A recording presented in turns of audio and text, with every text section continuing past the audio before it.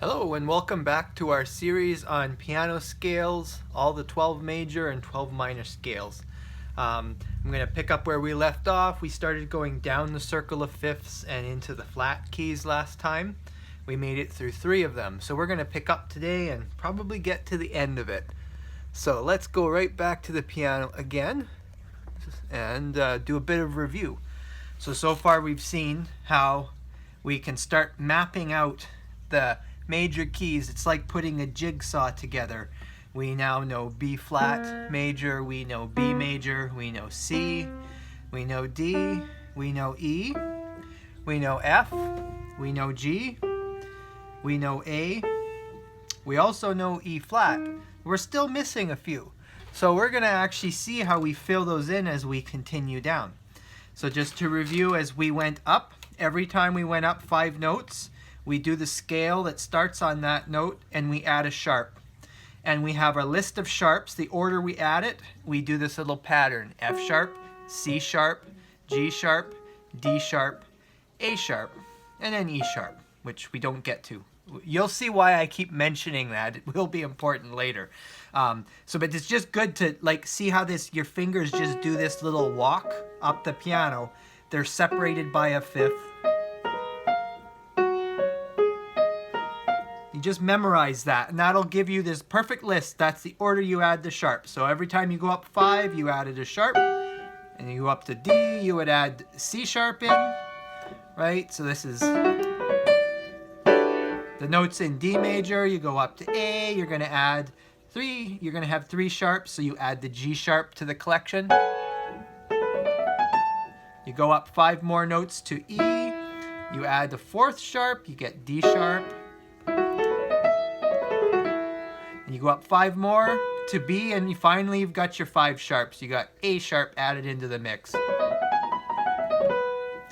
You could keep going, and that would be where your E sharp comes in. But we'll stop there for now, because we also went down, and we saw that as you go down, you add the flats. So the down direction, the down a semitone. Okay, so we would go down to F, 5 notes down, and then we add our first flat, which is B flat. And so just like you have this nice pattern here with the sharps, you have a mirror image pattern with the flats. So that's why it's nice to know this full pattern with your fingers. It's easier for you to memorize the list and the order it goes in. So as you go down 5 notes, you hit F. The first flat you add is B flat. And you go down to B. Remember, it was B flat because we inherit the B flat from F. And now we add the second flat, which was E flat. So in our list, right, B flat, E flat. So now we've got these 2 flats in the next scale we found, being B flat major. And remember, there were some tricky nuances with the fingering, but I told you, it's all down to imagining this like 2 valleys, right? A smaller one and then a bigger one. And then the key action here is this rotation, the ability to rotate your 3rd finger and your thumb together, and sometimes your 4th. But this is going to be an important little motion. As you get better at the piano, you'll get very familiar with this rotation. It's going to come in with more than scales, chords, and everything. It's all about this, a lot of this movement in here. So we went down 1 more note and we found, well, if we go from B flat, right, we got to E flat. Of course, we're just look at the white key, right? If you start, if you come from F, you hit B, well, as a B flat, right? We'll go down 5 from that and you hit E, but that's also flat, just like the B was flat. Okay, so E flat, and we found that when we added the 3rd flat, we had A flat. So going down our list, right? B flat, E flat, A flat, D flat. So A flat is the 3rd in that little pattern. So for our next scale, which is E flat major, we have A flat in the mix.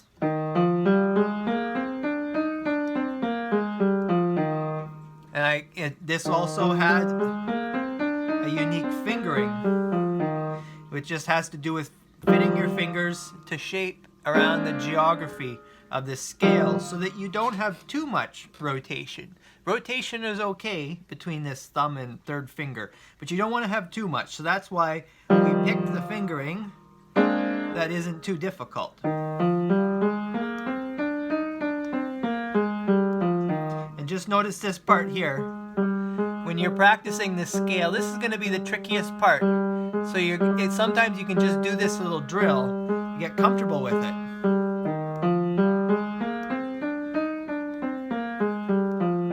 Okay, and then it'll get smoother as you practice. All right, well, let's keep going on our little adventure to find more major keys. Okay, so we were on E flat. Well, let's go down 5 notes. So E, D, C, B, A. All right, well, A is flat, just like in the previous ones. We've inherited the flat we started on there. So now we have just found A flat major. So A flat to A flat. What are going to be our flats? Well, we inherit the B flat, the E flat, and of course we're starting on the A flat. So we need to add a 4th one in. Well, how did the order go? It went B flat, E flat, A flat, and then D flat. So D flat is going to be added in to our scale. So what we get is something like this.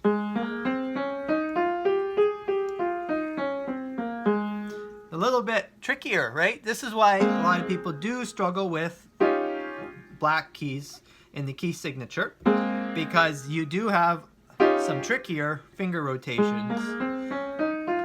But you can think of it just like, you know, there are many countries in the world. Every country has unique geography.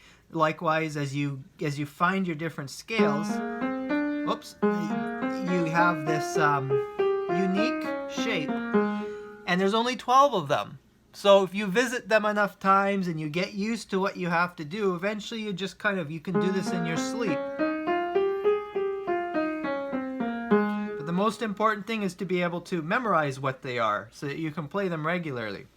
All right, well, let's keep going. Let's go down. So we were on A, G, F, E, D. Okay, well, D is flat because we're inheriting that from the A flat major scale. So D flat to D flat.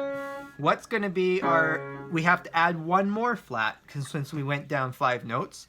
Well, let's look at our pattern. So B flat, E flat, A flat, D flat, G flat, and then C flat, right? So G flat is our next one. Well, we're on D flat.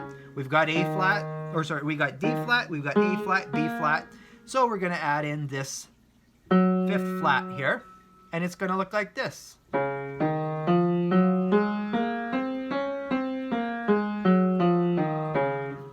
Okay, so this one's kind of interesting. Like with the B flat major, I said it's like a small valley and a big valley. Well, with this one, it's like a small mountain and a big mountain. That's a good way to remember the terrain of this scale. You got a small mountain and a big mountain, okay? But so really what's happening is your fingers, when you play with white keys, you're usually you can kind of flop them around. You got a lot of room for error. So why black keys are trickier is because these are skinny. Like, look at how wide a white key is, right? And then this is like about half the width. So that means you don't have a lot of room for your fingers to slip. That's why these can feel trickier, because you have to bring your finger down right on top of the note.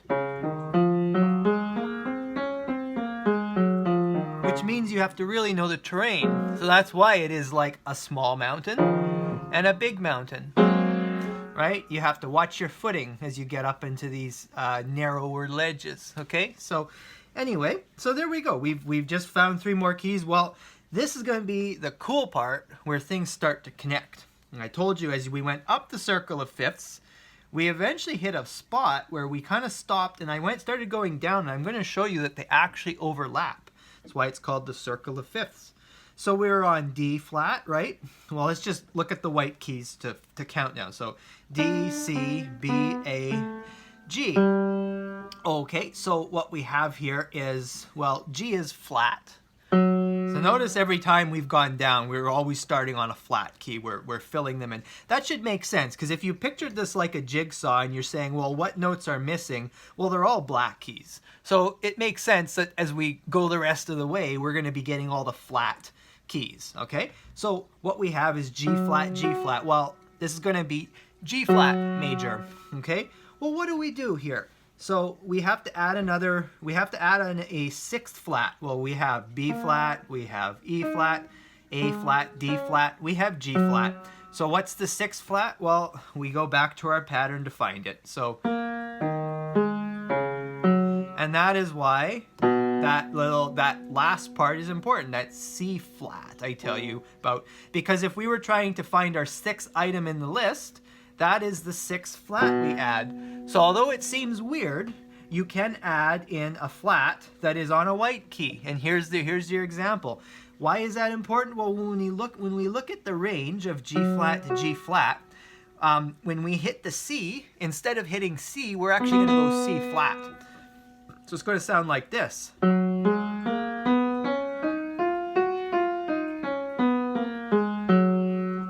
Okay? Pretty much all on black keys. And this is again like big mountain, small mountain. But I want you to imagine big mountain with a very like dangerous ledge here. It's easy to trip because this is a wide pivot. You're pivoting your third finger across. You're like leaping across this white key right on here to this black key. So this is, it's a little bit trickier. And so that's why, as you can see, as we get into black keys, they are trickier. Here you've got these narrow ledges. And so this is like G flat major is like climbing a mountain with a dangerous leap, like a precipice you don't want to fall into. So it's a good way to remember what you're doing. Okay, so here we go. Now we could keep going, and this is actually where we're gonna suddenly realize that we've hit something just like our circle of fifths, okay? When we were going up. So we were on G. Let's go down 5 more. Oh, we're on C, but we're not on C, because remember, we inherit the key signature. So C is actually C flat, because we had C flat in our G major scale. So we actually are starting on C flat, which is on the B key. Okay, well, let's just stick with the logic, okay? We know that we've got a B flat, we've got an E flat, A flat, D flat, G flat, and we've got a C flat. Well, what's the next one? How do we figure that out? This is why I wanted to really reinforce this pattern. It's like you're walking. So if that way, what would we do after this step? Oh, we just take another walk. We would go,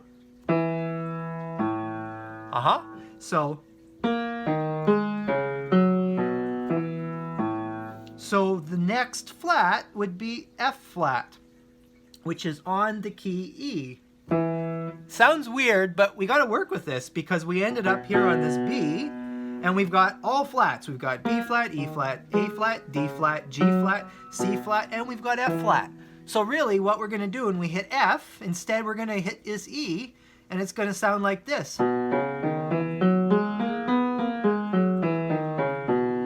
So that is C flat major, but that's kind of really weird.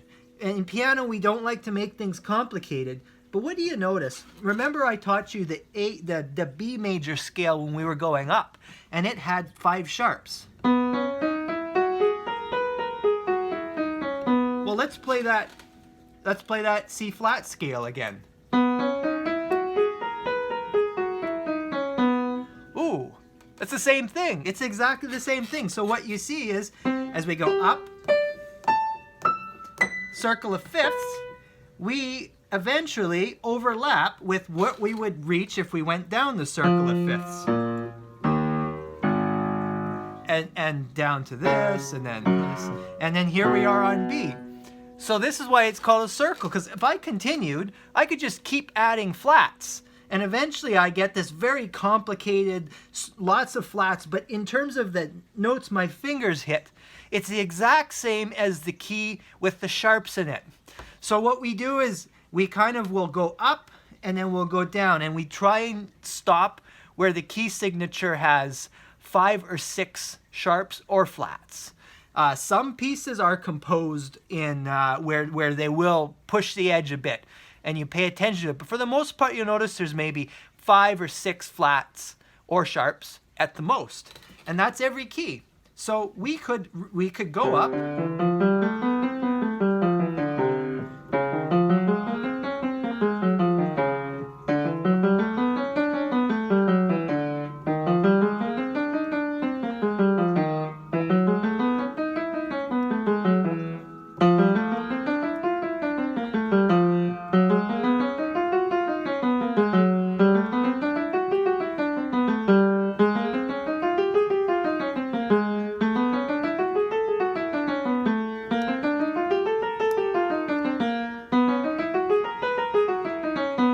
All 12 major keys. And that was our quest here. We're halfway through the journey. Of course, the rest of the journey is not as tough because we're going to turn to minor keys, which are the other kind of important type of harmony you're going to come across in piano. And they all derive from these major keys. So this is the starting point. We need to know the major keys. If we don't know those, we can't figure out the rest.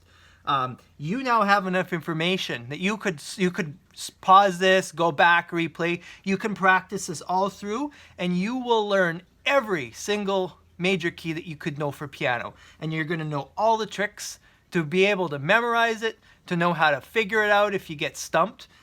So that's what I want to make in this video. Like you could refer to these, you can go back to them, and you will have your footing. I'm gonna make more on chords and talk a lot more about the finger movements and the types of techniques you'll run into as you build your basically you're like building a library. If you could remember these things, you're gonna see these patterns come up all over the place. Sometimes you just have in part, like you just might have a run like that in a piece, and you'll be like, oh, that's an E flat major scale. That's the first 5 notes of it. You're going to see these patterns everywhere. So that's why it's important to go right down to the foundation and learn it.